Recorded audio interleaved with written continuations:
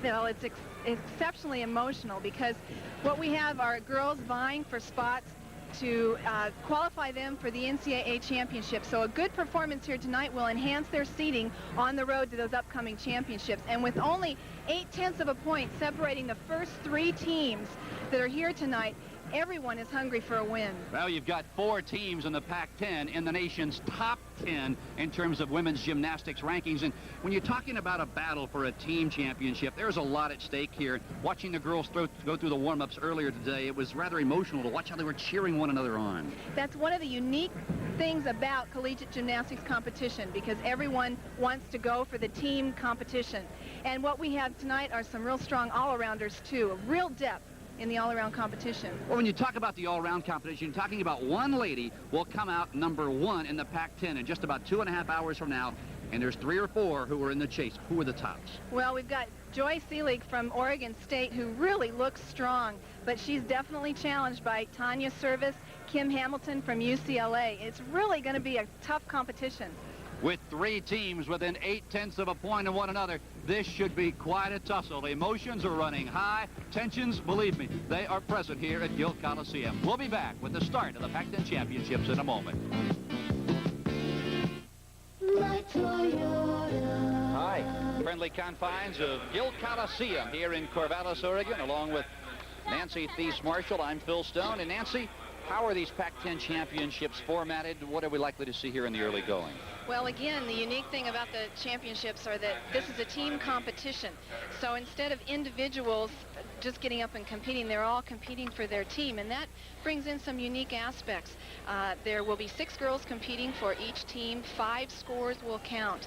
The coaches work long and hard trying to come up with the specific lineup for their team, because of course you want to try to get the best scores that you can. Ideally you have your best girl competing last, but then again you also try to maybe hide the weakest girl somewhere in that lineup. There's a real talent to being able to put the girls up in the correct order. Now the seeding's coming into the Pac-10 championships, and Nancy touched on it a moment ago. You talk about a close race. Take a look at that.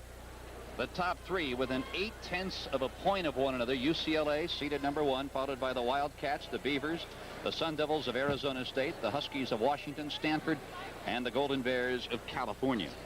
And Phil, I really think that, like I said, it is going to be a very close competition, and the team that hits tonight is the team that's going to win. That emotion's unusually high throughout the late afternoon here at Corvallis, Oregon. All of the girls surrounding the one that was on the particular apparatus, cheering her on. That's one of the unique things that girls really enjoy about collegiate competition, is having that camaraderie. When you're out there for your own self, you don't really feel that support from other people. But here in the competition, everyone's supporting everyone else. Well, first up on the uneven bars from the University of Arizona, Kristen Mission.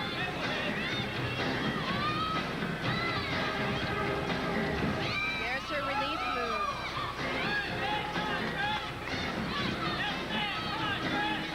Working fairly well. A little slow in her tempo, but not bad. Clear hip circle. Up to a handstand and back dismount. Kristen Mission, the junior from Philadelphia. And this Arizona team has really come on strong in the last couple of years. Coach Jim Galt is doing a wonderful job. And here we watch the dismount. We all know that one thing the judges are looking for is that landing. No steps on the landing. And this is Caroline Wood. The Arizona Wildcats. Not only an exceptional women's gymnastic team, but boy, what a job Lute Olson has done over there in that men's basketball program.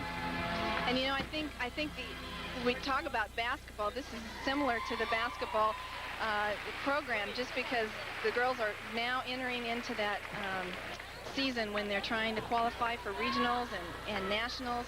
And we all know how emotional it can be in a basketball arena. Well, we're going to see that here tonight. You talk about the Nationals. A year from now, the Nationals will be held right here at Gill Coliseum in Corvallis. Score was a 9.15, which is a good score to start off with. Hopefully then each girl afterwards will build on that score and get a little bit better. Or that score belongs to Kristen Mission, and we are awaiting Caroline Wood as she takes to the uneven parallel bars. That top bar about 8.5 feet off the mat. The lower bar approximately 5.5 feet. They are adjustable a few inches either way, and you can move them a little closer to one another, bring them a little apart from one another. It's all up to individual preference. And in the past few years, the bars have actually been widened by most girls because there's a lot more release moves and somersaults being done in between the bars and more giant swings, and there's a need for those bars to be as far apart as possible. Remember, Nancy, the games in which you competed when Olga Korbut fell from these bars over in Munich? Oh, she burst into tears. Quite a scene. Yes. Caroline Wood from Calgary.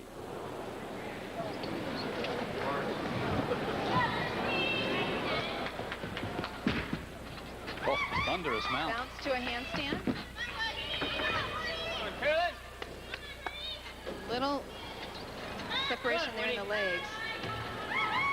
Didn't quite get all the way up to the handstand.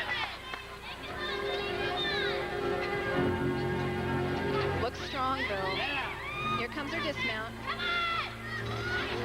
Good dismount. She nailed that one.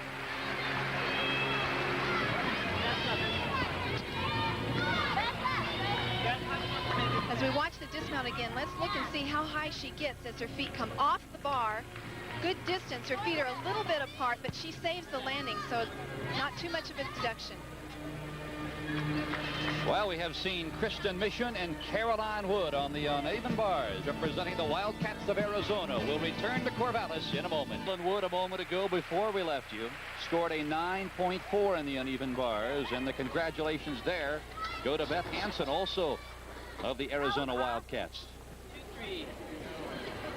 I talked to Jim Galt, the Arizona coach, before the competition, and he said they are so hungry to win this competition. They want to knock UCLA off that top rung, so we'll just see how they do.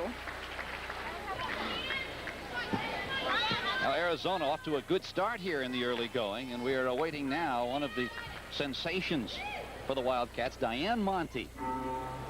Diane is a former national team member, which is real exciting to see. This competition, there are over 10 former national team members competing. The quality of collegiate competition has improved immensely over the last few years because of the influx of these national competitors.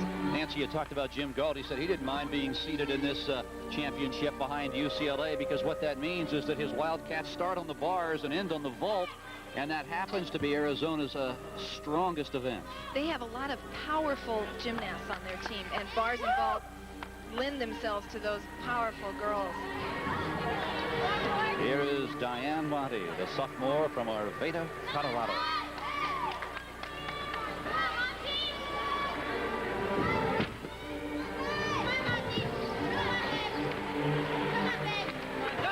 Hip to the high bar.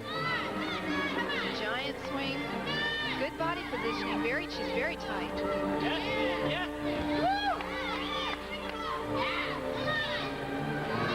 Ready for the dismount. Clear hip circle. There she goes. Oh, good landing. Diane is pleased. She's Arizona's top all-arounder, so a good score to begin with will get her off to a good start for the day.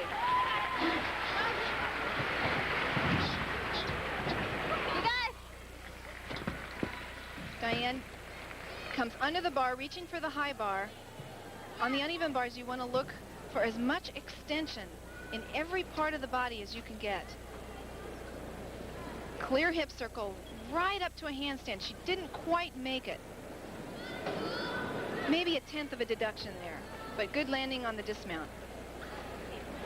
Well, Diane earlier in the year set a Wildcat record for the all-around, scoring a 38.50.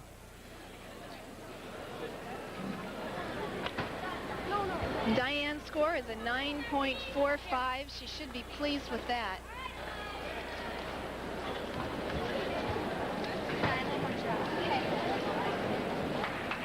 Now the Wildcats entering this competition, as I said a moment ago, seeded number 2. That's the highest seeding an Arizona women's team has had in this competition in the history of competing. Jim Galt is in his 9th season as their coach. He used to coach many of our age group level girls, and now has gone on to women's gymnastics in college and done a wonderful job. This is Noelle Schnerpfeil. Her career best on the uneven bar, 9.6. Noelle is the captain of the Arizona team.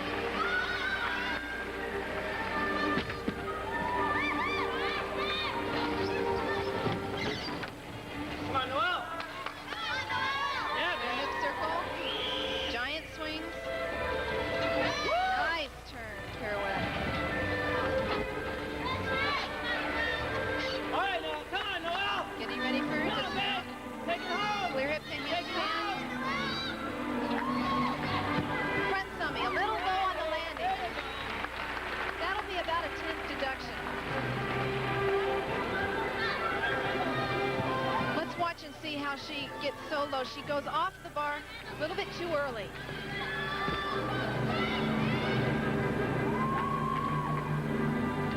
Now to the vault. This is Yumi Mordre of the Washington Huskies. 7-time All-American, 2-time national champion, and tell you what, she has some shoulder problems coming into this competition, Nancy. She does, but she's a fierce competitor, and this is one of her best events. Handspring, front somersault with a half twist. Boy, she's happy with that one.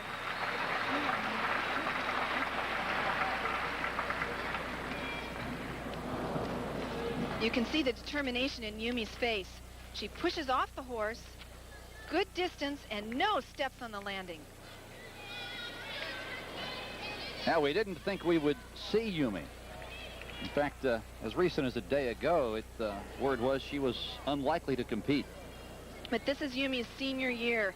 I talked to her before the meet, and she wanted to compete so bad that she did anything she could to get out there. It's worth it, 10.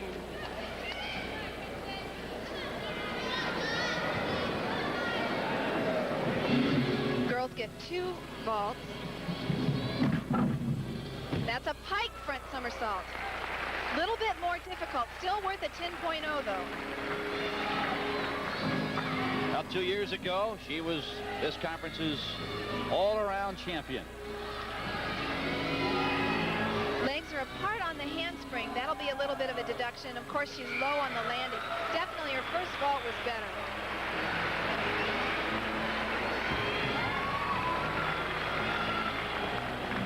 You know, Phil, I keep calling these athletes out there girls, and I have to remember that they're women. I'm so used to gymnastics being a girls' sport. And I think one of the aspects of collegiate competition that's so exciting is that it is a women's sport, and they bring a lot of beauty to the sport. Well, a moment ago, Arizona's Diane Rendell on the uneven bars. She is one of the favorites to win the Giant all-around. swings. There's a release move. Good control so far. Handstand pirouette, little crooked.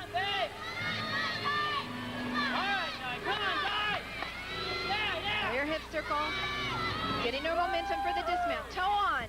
Half twist, wonderful routine. That was Diane Rendell a moment ago, and we'll step away while her scores are being tabulated. We thank you for joining us on Corvallis, Oregon, where just a moment ago, Yumi Mordre on the vault scored a 9.6 and her best of 2 vaults, while on the uneven bar, Arizona's Diane Rendell totaled a 9.6. Now the Pac-10, arguably the strongest conference in the country in women's gymnastics, and I'll tell you, Nancy, when you can place all 7 of your teams in the top 25, that is saying something. It's a lot of depth. I think a lot of that has to do with the fact that there are a lot of private clubs on the West Coast. Now the top teams, we are talking about Washington, Stanford, UCLA. We'll come back in a moment.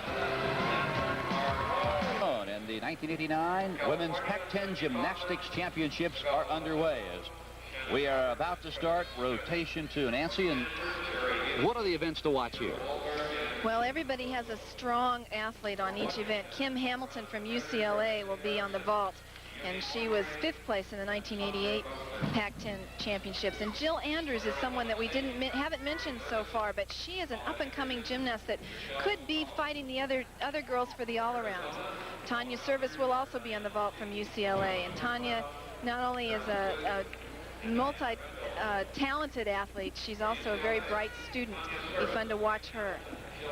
On the balance beam, we get our first look at Joy Seelig from Oregon State University. And Joy is also an athlete. She's a sophomore who's done a tremendous job this year. They have high hopes for her in the coming, not only in the NCAA championships this year, but the years to come.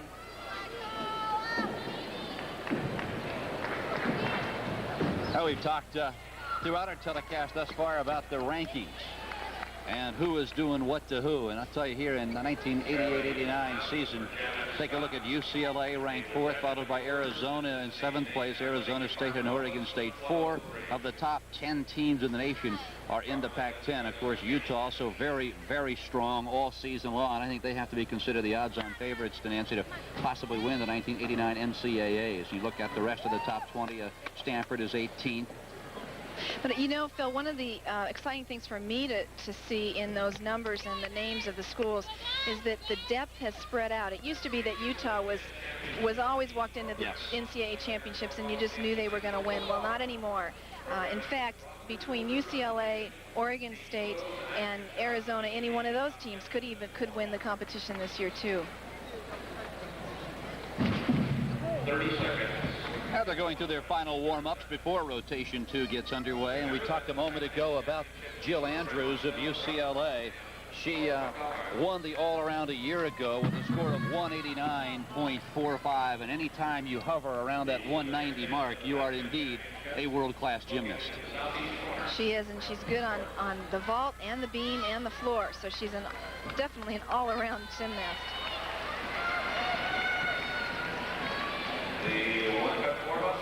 Each team gets 30 seconds per gymnast of warm-up. That's why we're waiting around, because everyone's getting what they call a touch warm-up, where they get to basically get up on the event, touch it, get their bearing straight, and then move on to the competition. Watching UCLA get set to do battle for the first time tonight, and this is Laura Neustetter, the sophomore from Sunnyvale.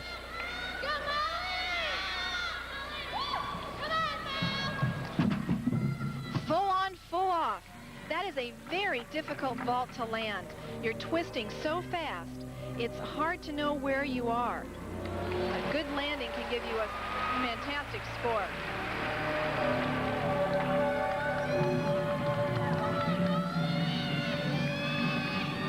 Now UCLA comes into these Pac-10 championships, Nancy, on quite a roll. They've won 23 consecutive dual meets over the last 3 years, and until the loss at Nebraska this year, I'll tell you, 23-1 over the last few years. Not bad. In fact, Laura's score on vaulting, was a 9.5, so she can be pleased with that. It's a great start for the team. Let's watch and see if she can better that score. Another full-on, full-off.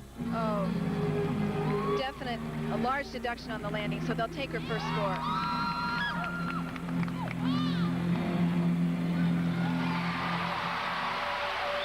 Laura didn't quite have the control when she landed on the horse. See, she's not quite turned, which got her off on the after flight and gave her the bad landing. This is Sean McGinnis, the junior from Anaheim Hills. I'll tell you, she had a career night at Cal State Fullerton, setting career highs in 4 of the 5 events. And in this event, her career high 9.6.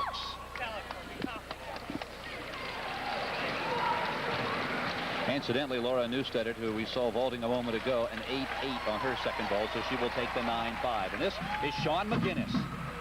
Layout Tsukahara.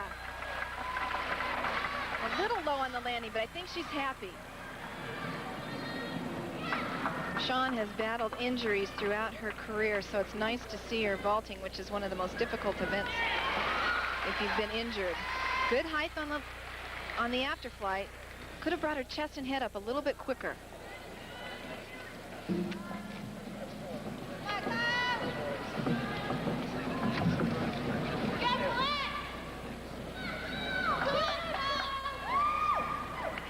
Here comes Shawn's second vault.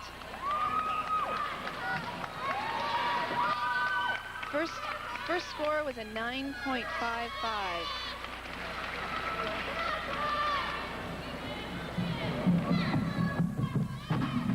Another layout, Tsukahara. Better landing that time.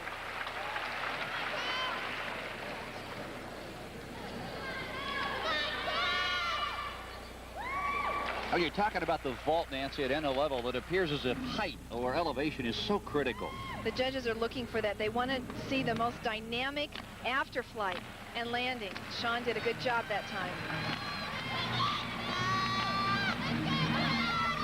Now we're going to look at one of the ladies who's one of the favorites to win the all-around here in 1989, Tanya Service. She's a senior from Missouri. Tanya is a very classy performer.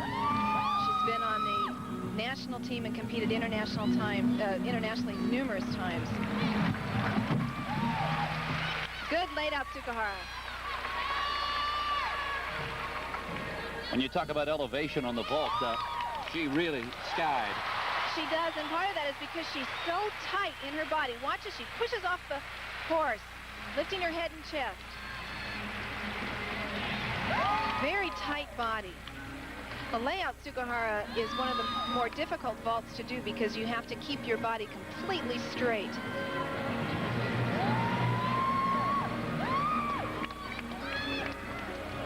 Well, Tanya, twice this year, set the UCLA school record in the all-around competition.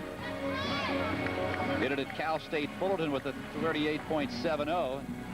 Did it a second time at the UCLA Invitational. 9-7 on her first vault. Full twisting Tsukahara.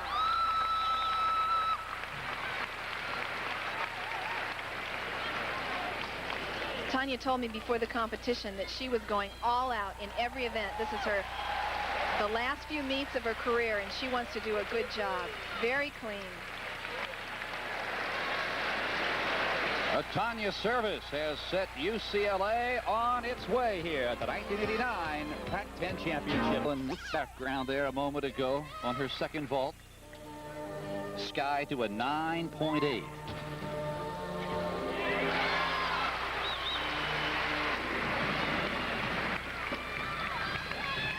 It has been quite a year, not only for that young lady, but for the Bruins in general, as they try to position themselves for a run at the national title. As we get set for Kim Hamilton on the vault.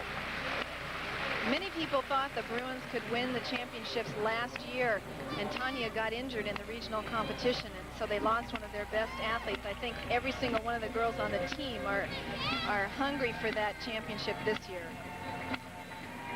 They were so close to it.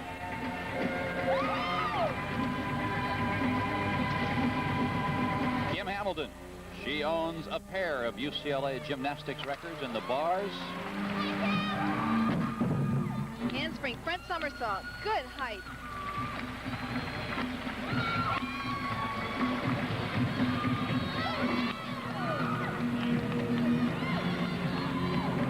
Watch how Kim pushes through her shoulders off the horse. Getting height, tucking. She almost has to tuck. She's so tall. If she were hiked, it would be more difficult to rotate her body around. Oh, you're right. She's 5'7". She's one of the taller gymnasts in the competition. Her career best in the vault in the opening meet against the Golden Gophers of Minnesota at 9.7. Another handspring front somersault. Nailed that landing.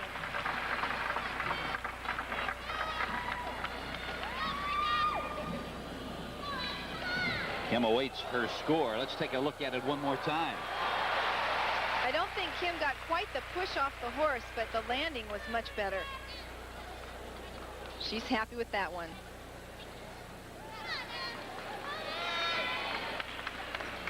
Boy, the shock to the knees on landing coming off the vault, Nancy. I mean, you must feel that for a few days.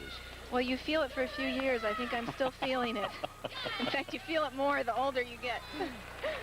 And here is last year's Pac-10 Gymnast of the Year, Jill Andrews.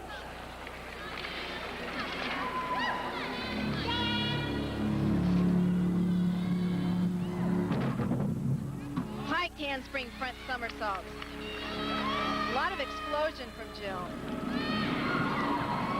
Powerful runner.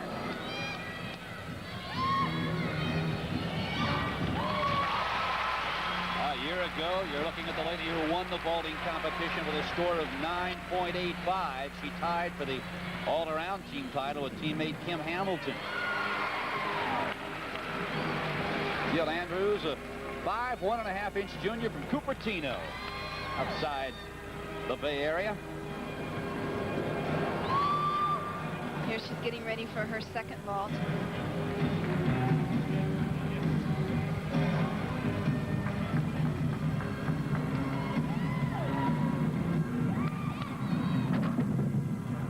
Good flexibility.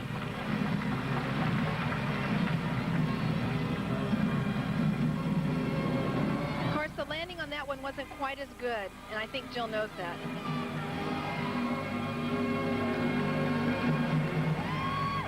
Good distance away from the horse. A little bit too much rotation, so she has to step forward and catch herself. The 1988 NCAA vaulting champion, Jill Andrews, not happy with that effort. We'll return to Corvallis in a moment.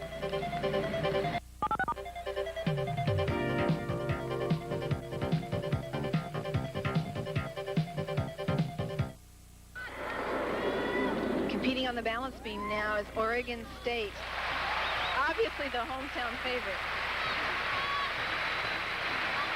And they have an exceptionally strong balance beam team, if you will.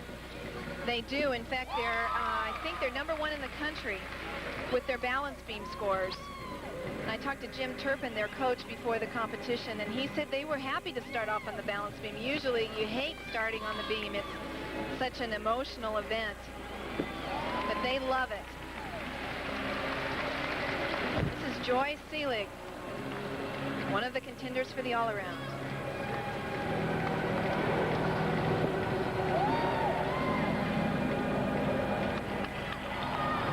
Joy is a very consistent performer, very clean. Scissors leap, little bobble.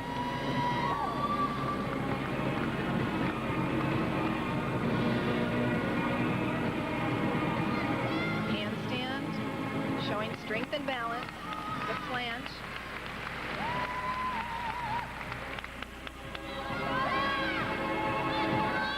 Watch this. One-arm handstand.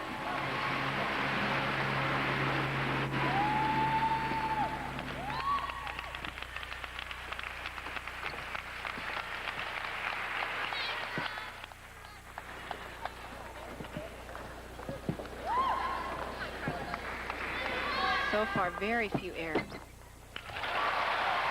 gainer back handspring. Back summit, excuse me.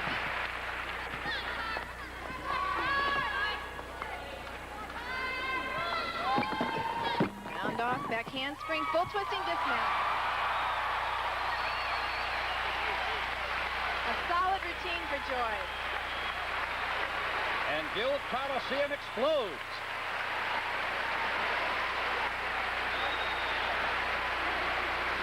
Adding the tumbling requirement on the balance beam, a round off back handspring, full twisting dismount. Wow, a score of 9.9 for Joy. A 9.9, and that is a new personal best for Joy Seelig.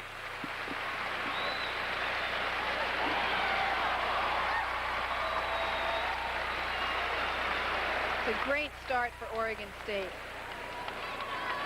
Now on the floor exercise, Carly Urban of Arizona State. Carly's a senior from Omaha, Nebraska.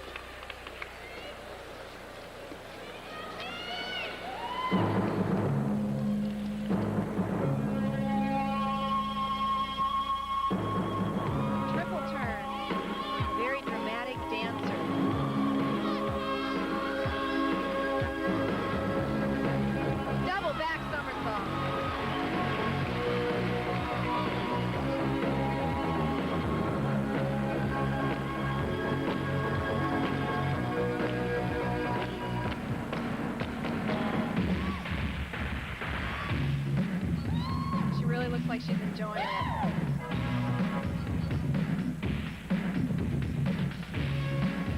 Second tumbling run.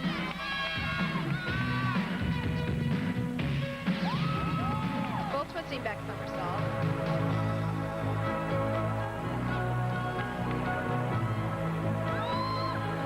One of Carly's assets is her flexibility. With her long legs and lean body, she really looks nice.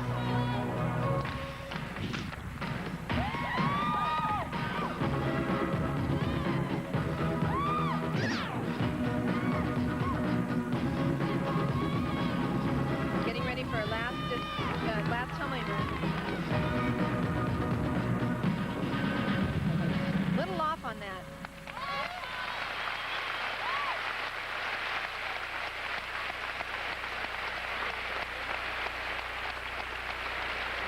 I'm not quite sure what happened on that last pass. It looked like perhaps she was supposed to do a double twist. Round off back handspring. There's the first twist, and you can almost see her start to go for another one with her arms, but pull out of it. Arizona State, Washington, and Oregon State. Other than that, a very clean routine. Well, it was just a week ago, Nancy, when the Arizona State Sun Devils men's program upsets top-ranked Ohio State and third-ranked UCLA, and now the women's Sun Devils are trying to do the same thing. And John Spinney, the coach of this women's team, knows it's really do-or-die time for his women's Sun Devils as they try to position themselves for the regionals, which get underway on April 1st. John has really worked with his athletes well. They've had some injuries, and they're coming back from that. He feels like they're ready for this competition, ready to go into these final few weeks of the season. While we wait for Carly Irvin's score, let's take a look at Washington's Yumi Mordray. We saw her on the vault a moment ago, now on the uneven bars. Nancy? And again, Yumi's very, very aggressive on these bars. Giant swings, double back flyaway. She was very happy. And her score, a 9.6. Carly Irvin from Arizona State got a 9.65 on the floor exercise. So rotation 2 is down. Still plenty more to go here from Gill Coliseum in Corvallis. We'll return in a moment. Differences we should be watching. Well, on the uneven parallel bars, we'll have the UCLA Bruins and Kim Hamilton and Jill Andrews, both very strong on this event. The balance beam from Arizona, Carolyn Wood. She has a lot of interesting moves on her routine. UCLA 48.60. The format here, they have, of course, 7 teams, and only 4 can compete at one time, so 3 of them sit out while the other 4 compete. And it is like a 4-ring circus. We've talked about that before, but it's very difficult to maintain your concentration when other teams are competing on the other events and the crowd is going wild. But that's the mark of a good competitor, and the teams that win are the ones that can keep their composure in the midst of all the chaos. UCLA, the #1 seed in the tournament. We will get our first look at Cal and at Stanford in a moment. Well, a year ago, the Bruins were the team to beat. 189.45, followed by Arizona State, the Beavers, Arizona, the Huskies, then Stanford and California. And California, without junior Karen Iamura, Cal's top all-arounder this year, and the school's record holder in the all-around, no longer able to compete due to an ankle injury. So the Bears, Nancy, unquestionably miss Karen's presence. They do, but they're all here. The ones that I've seen competing so far have done a good job, and they just need to continue to build up the depth in that team. Now the Bruins get set. They will take to the uneven bars. Yolanda Mavety will be the first to soar. Yolanda, a former member of our national team. It's amazing when you're up close to these uneven bars, Nancy, how they flex as much as they do. You think the girls are just going to snap them in half like a popsicle stick. And there's a real trick to being able to work with those bars and work with the timing. Nice front somersault. Yolanda's a real aggressive competitor. Another release move.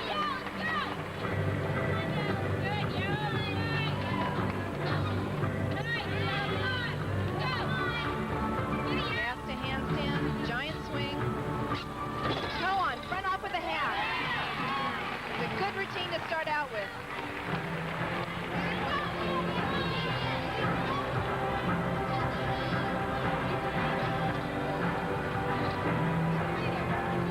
I've known Yolanda for a long time. She originally competed with the club that I'm from, and she has always been a real determined competitor.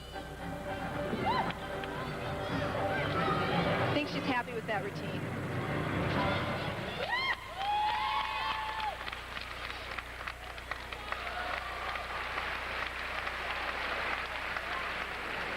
Now Yolanda's 1989 career best on the bars, a 9.60. You know, Phil, it's good to see the camaraderie here amongst the team members.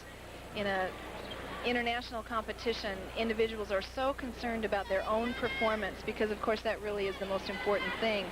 And here the emphasis is really on how well the school can do, the team effort.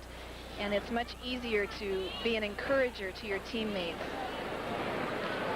Mavity on her routine scores a 9.75 as we get set to watch Gigi Zosa.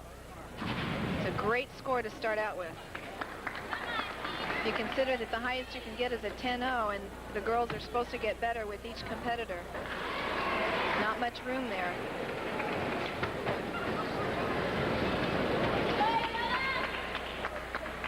Zosa's best this year, a 9.65. We'll see if she can peak here at the right time. So far, very smooth.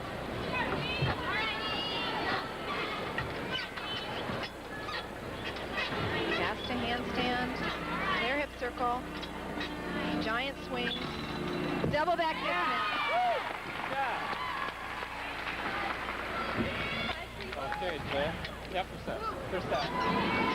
That was a very clean routine for Gigi. I think that she probably could have gotten a little more extension on some of the moves, but going into the dismount, double back somersault, 2 times rotation, and then the landing.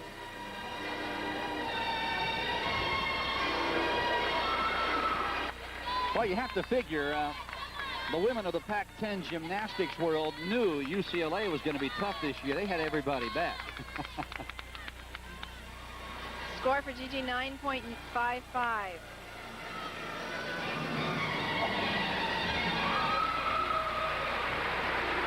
And with everybody coming back, Phil, there's a lot of experience there that you can rely on. And in collegiate competition, that really makes a difference. Here's Jill Andrews.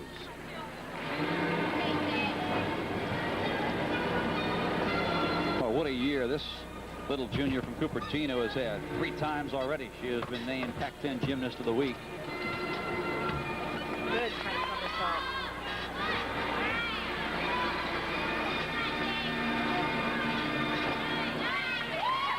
It actually looks like they're working the bars as if they're doing men's high bar. So far, great control for Jill. Nice height on the dismount. Little step backward on the landing, but other than that, it was a very good routine. Sort of been the perennial bridesmaid all year long, Nancy. She's never won a bars competition, finished second 3 times.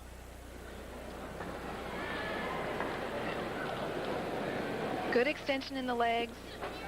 She keeps on moving. That's one of the difficult things in the uneven bars. You have to keep that routine moving. No stops. Good extension in that handstand. All the way up to the handstand. For Jill Andrews, a 9.7 on the uneven bars, and while UCLA and the rest of the women's gymnasts regroup, will step away. Take both of them into her dismount. That was a great routine.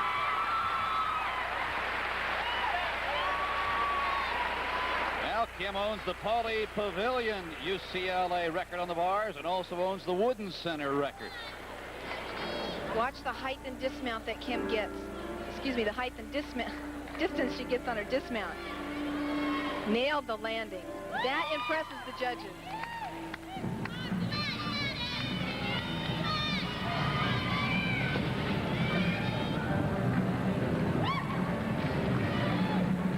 Kim is interested in becoming a model when she gets out of competition. Score for Kim Hamilton, 9.9. A 9-9 for Kim Hamilton as the Bruins here in the early going are landing everything. We'll come back for the 1989 Pac-10 Championships.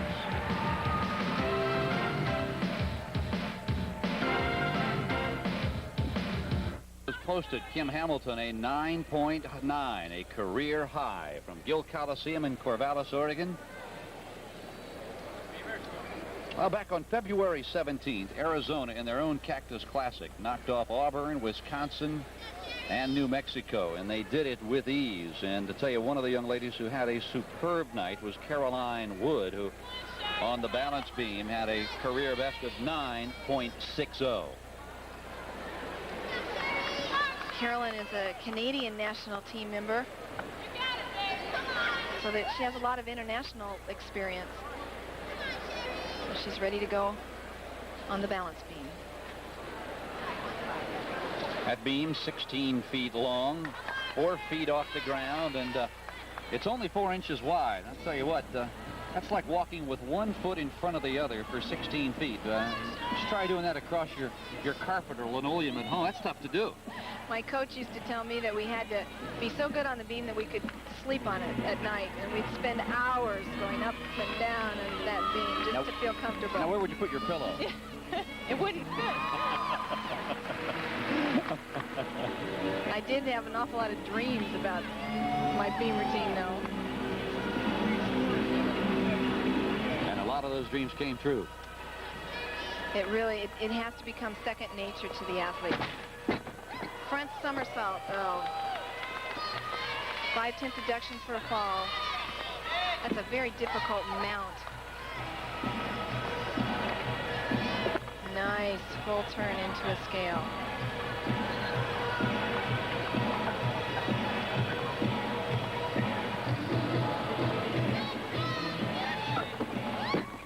Round off back handspring.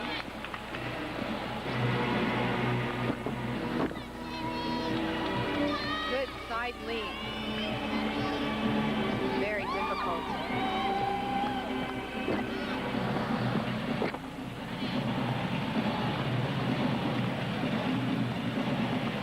The athletes are required to combine tumbling moves with dance moves. Of course, the object is to make it look easy.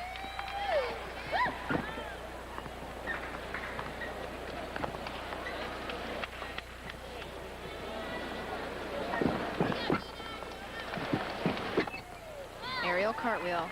You know, Phil, one of the most difficult things about the balance beam is you have to take all your energy and you have to contain it and be graceful while you're performing. There's a full twisting dismount. Not one of Carolyn's better routines.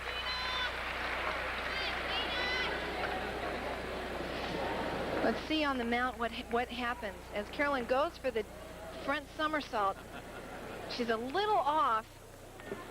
Shoulders drop, doesn't quite rotate all the way around, and there's where she loses the balance.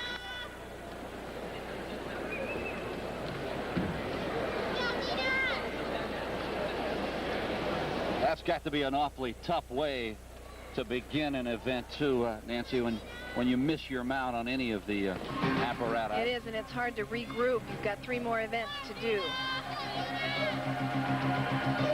On-floor exercise, Dina Amoroso. For the Stanford Cardinals. And Stanford has a couple of real strong recruits for next year. They could be a team to contend with in the future.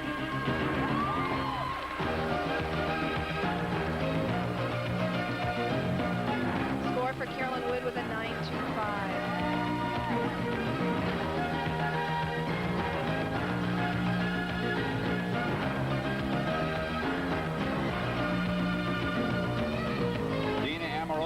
holds the Stanford school record in the floor exercise with a 9.80 set a week ago.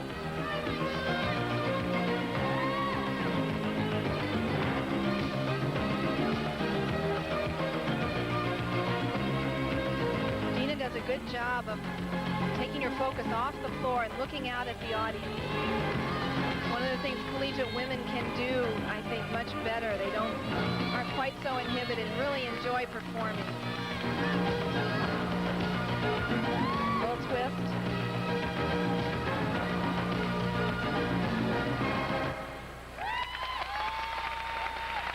Nice routine. Dina Amoroso of Stanford.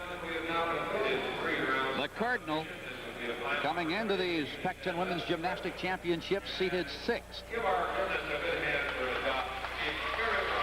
And rotation 3 has come to an end. Now Stanford, certainly one of the dark horses to perhaps unseat UCLA. And speaking of UCLA, earlier on the bars, Tanya Service had quite a performance.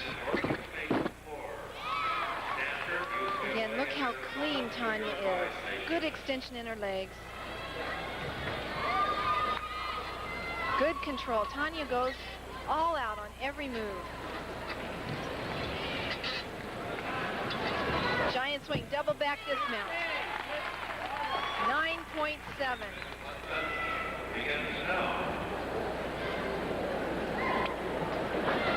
I will update you on all of the scoring, how the teams stand, the all-around competition well underway. We will come back to Corvallis in a moment. Exercise, her score, a 9.5. As we come to you from Gill Coliseum in Corvallis, along with 1972 U.S. team gymnast member Nancy Thies Marshall and Phil Stone. And Nancy been out of competition for a few years, but when you're sitting right here and it's so close and you can feel the energy and the tension, does it bring back those vibes just a little bit?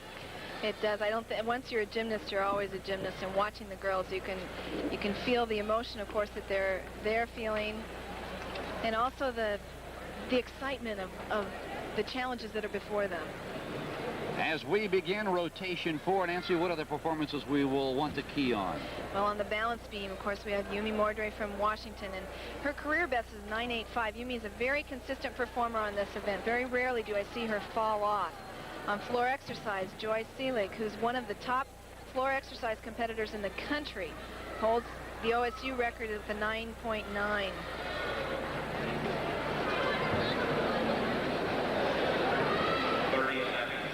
We got a few seconds. You know, you spoke about Dina Amoroso a few moments ago about how she seemed to pick out spectators in the Coliseum and who to key on. It's almost like finding a focal point to take the pressure of competition off. And I remember the first time I saw that was a couple of years ago over in Fushiro, Japan. I was doing a figure skating competition, and Katarina Witt does that and does it so well.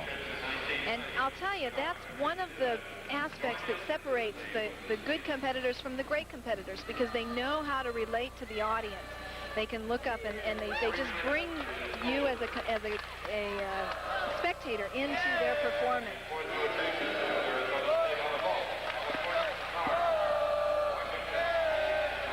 Yeah, the Oregon State University Beavers are set to go in the floor exercise. And I'll tell you what, this place is going to come alive.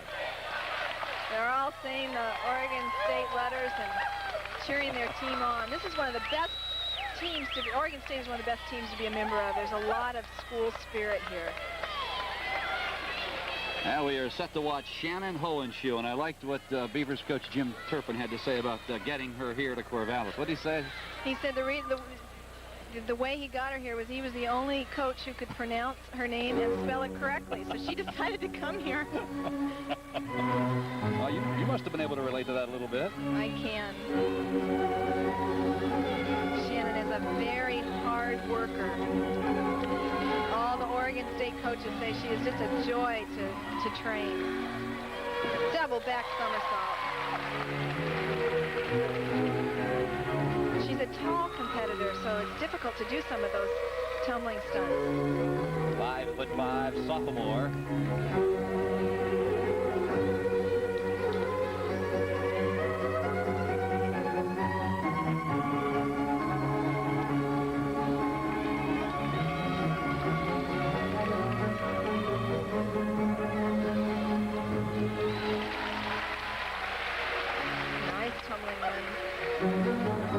Triple turn. And that does give her some difficulty. This is the one event, Nancy, that she would really like to become a little more proficient in. This is not her strongest. It's not, but Jim Turpin said that she just improves every day because she's such a hard worker. Getting her breath for the last tumbling run. Double, 1.5 twist. Didn't quite make it all the way around, but she covered up well.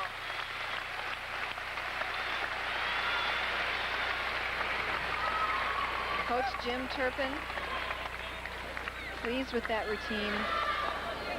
Getting ready for the last tumbling pass here. Round off, back handspring. Watch how many times she goes around. 1.5 times and lands it. Now, Oregon State, I'll tell you what, they are coming into the Pac-10s with the right momentum. They set a number of scoring records a week ago here at Gill in that victory over the Washington Huskies. And after 3 rotations, no surprise there. UCL leading the pack. Perhaps what is a little bit surprising, Nancy, is that margin. It is quite a margin. Of course, some of the schools didn't quite their second event wasn't scheduled in there, so we'll have to see after the next rotation. Shannon equaling her career best on the floor exercise, 9.35, as we get set to watch Linda Pierce of Oregon State, sophomore from Seattle. Something wrong with her music. Linda was last year's Oregon State most valuable gymnast. And this is one of her best events.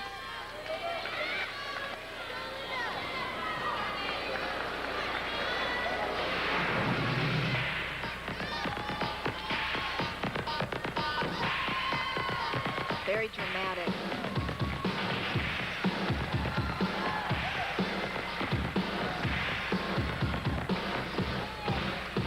Comes her first tumbling run. And the crowd is really getting into this. Rebel fall.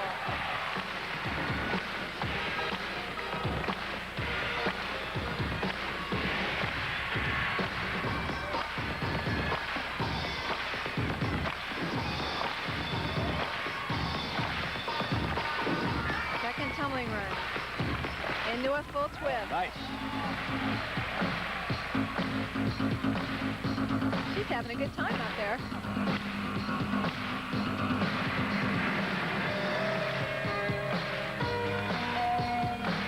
You can almost see the confidence welling up inside. Really display that confidence on the floor exercise. Last tumbling run. Full twist. What a routine. Linda Pierce. Very clean and very expressive. Of course, the difficulty in the tumbling was not quite as high as some of the others. But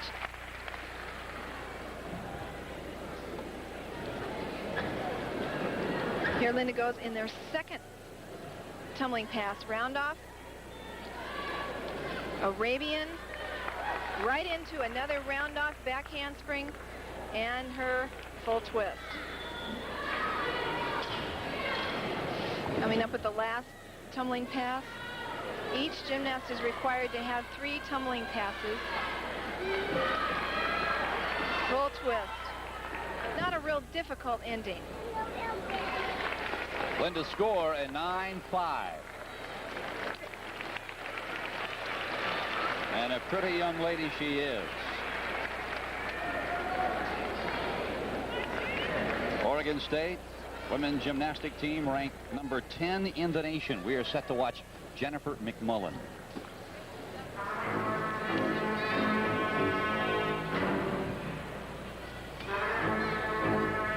Jennifer was the Junior Olympic floor exercise champion.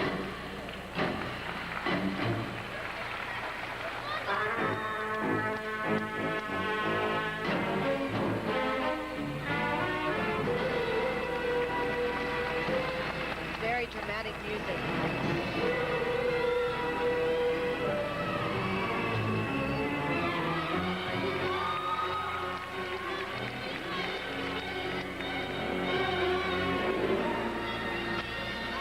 Tumbling pass. Walk over into a handspring, one and a quarter, right to her stomach.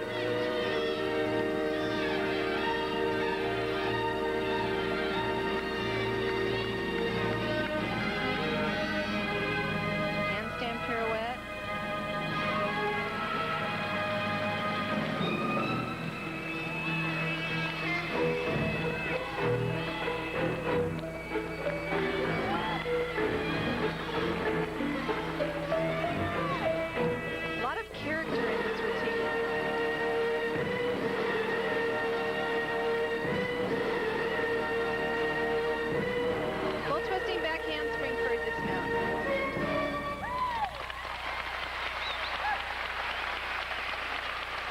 A very passionate performance. Jennifer McMullen of Oregon State University. The championships continue from Gill. We'll return with Jennifer McMullen's score. Jamie Sherman from Oregon State, and what a fantastic story about Jamie. She's a walk-on. In her first year as a walk-on athlete, became an All-American at the NCAA championships. She's a local favorite from Portland. Graduated from Lincoln High School.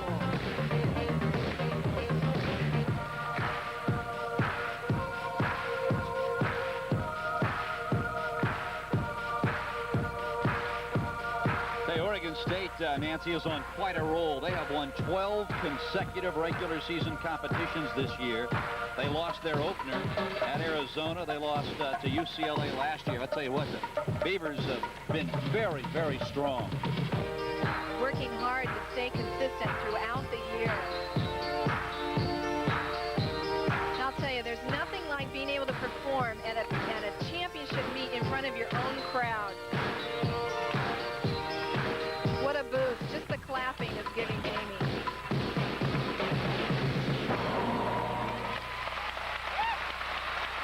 Nice routine. Not a lot of difficulty in the tumbling, but very expressive.